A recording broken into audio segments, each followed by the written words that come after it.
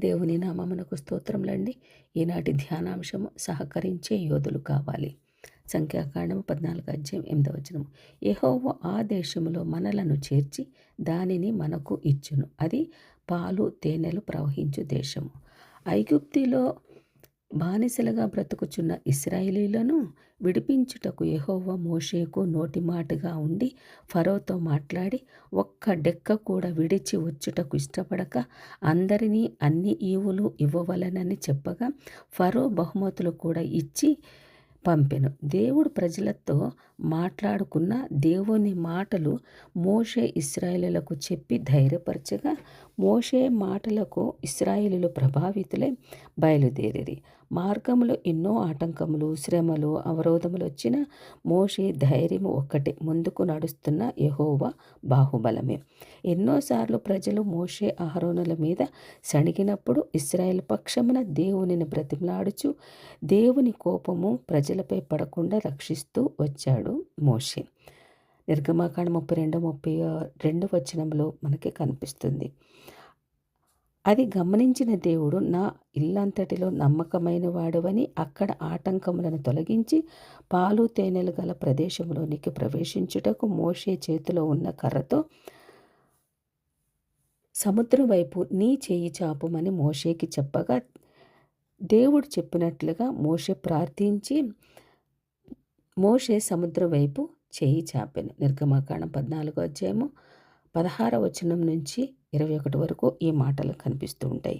సముద్రము అప్పుడు 2 పాయలాయెను. ఇశ్రాయేలు విశ్వాసముతో అడుగులు ముందుకు వేస్తుండగా దేవదూత ఇశ్రాయేలు ప్రజల వెనుక కాపుగా ఉండి వారికి వెలిగిచ్చి శత్రు సైన్యమును సంద్రములో ముంచివేశాను. దేవుడు మోషేతో వాగ్దాన భూమిని స్వాధీనపరుచుకున్నటకు ప్రార్థనా గుంపును, యుద్ధము చేసే గుంపును, వేగు చూసే గుంపును సిద్ధపరచమన్నాడు.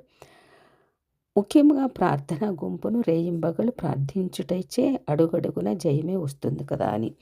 ఈనాడు సమర్పణ కలిగిన మన సేవకులకు, విశ్వాసులకు, భక్తులకు, తోటివారికి మనము ప్రతి పరిస్థితులలో యుద్ధం చేసేవారముగా, వేగు చూసేవారముగా, ముఖ్యంగా ప్రార్థనా గుంపు ఉంటే సేవకులకు ఎదురయ్యే ప్రతి యోర్దానును, ప్రతి సంద్రమును దాటించగలరు. విశ్వాసముతో యాజకుడితో అడుగులు వేయాలి. అప్పుడే ప్రతి విధమైన శ్రమ జయించగలము, దాటగలము. మనకు ఈనాడు వాగ్దానం ఇచ్చాడు. ఇదిగో నేను త్వరగా వచ్చుచున్నాను. మన కొరకు సిద్ధపరిచిన శ్రేష్టమైన దేశము సిద్ధపరిచి ఉంచాడు. బంగారు వీధుల గల పట్టణము, ఆ బంగారు వీధులలో నడవాలి. అక్కడ బంగారు వీధులలో నడవాలంటే శత్రువుతో పోరాడి జయించే వారముగా ఉండాలి. ఈ లోకంలో మనము ప్రత్యేకించి ఉండాలి. అందరము సమాజముగా కూడి ప్రార్థనలు జరపాలి. వేగు చూచేవారముగా ఉండి సేవకుడితో కలిసి ప్రార్థించాలి. వేగు చూచిన వారు అక్కడ పంటను తీసుకుని రాగా వారంతా తిని ప్రవేశించారట కనానులో. ఈ అనుభవములు మనలో కావాలని దేవుడు కోరుకుంటున్నాడు. పరలోక రాజ్యం భోజనము పానము కాదు కానీ సమాధానము, పరిశుద్ధాత్మ అందలి ఆనందమునై ఉన్నది. నిబంధన మందసము మోసే యాజకులు మనకు ఉన్నారు.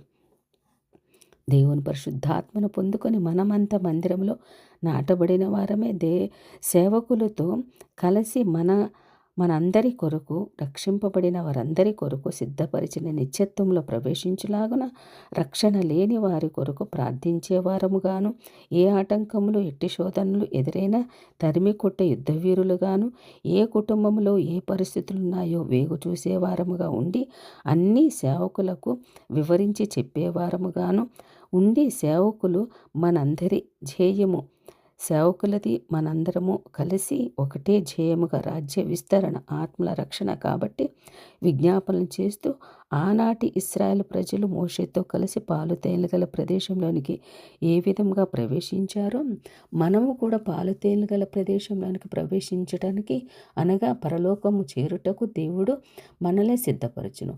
అటు రీతిగా మనము దేవుడు సహాయం చేసినప్పుడు మనము ప్రార్థనతో సిద్ధపడాలి. అప్పుడు యెహోవా మనలను అక్కడికి చేర్చును. అది పాలు తేనెలు గల ప్రదేశం. దేవుడి వాక్యంతో మనందరినీ కూడా బలపరచునుగాక. ఆమేన్.